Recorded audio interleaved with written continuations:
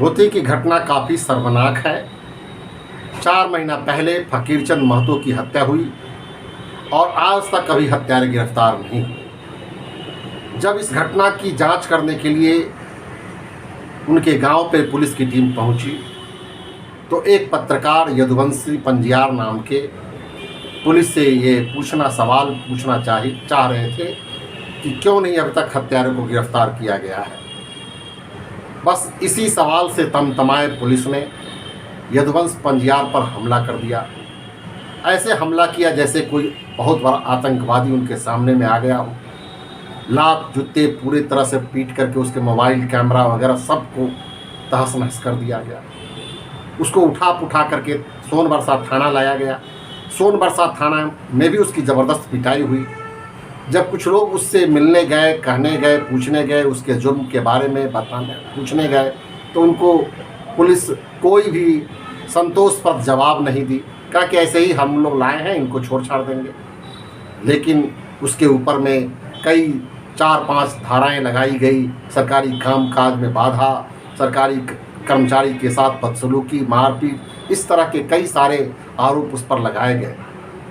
इस देश में लोकतंत्र में जिस तरह से अभिव्यक्ति की स्वतंत्रता पर लगातार कुठाराघात कर रहा है, उससे लोकतंत्र खतरे में आ गया है। अभी कल ही सुप्रीम कोर्ट ने भी एक अपना फैसला सुनाया है जिस पर भारत सरकार को इस तरह के अंग्रेजी हुकूमत वाली कानूनों को बंद करने का निर्देश दिया है, जिससे लोगों की अभिव्यक्ति की स्वतंत्रता और आज़ादी पर प्रश्न लगता हो। इस तरह के तमाम कानूनों को भारत सरकार को अब वापस ले लेना चाहिए।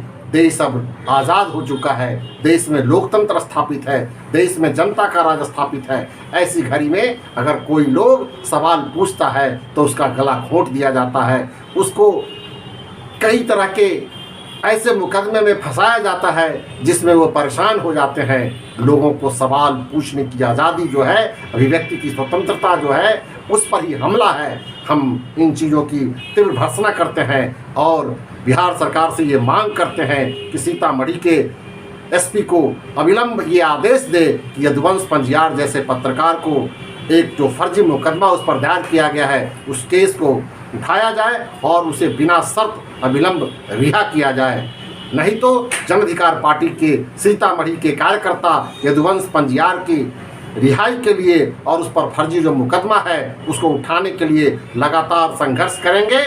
और हम अपील करते हैं कि देश में अभिव्यक्ति की स्वतंत्रता और पत्रकारों की सुरक्षा पर एक व्यापक बहस होनी चाहिए, ताकि कोई भी आदमी सवाल पूछने से घबराए नहीं बल्कि अपना काम निश्चित रूप से करे। धन्यवाद।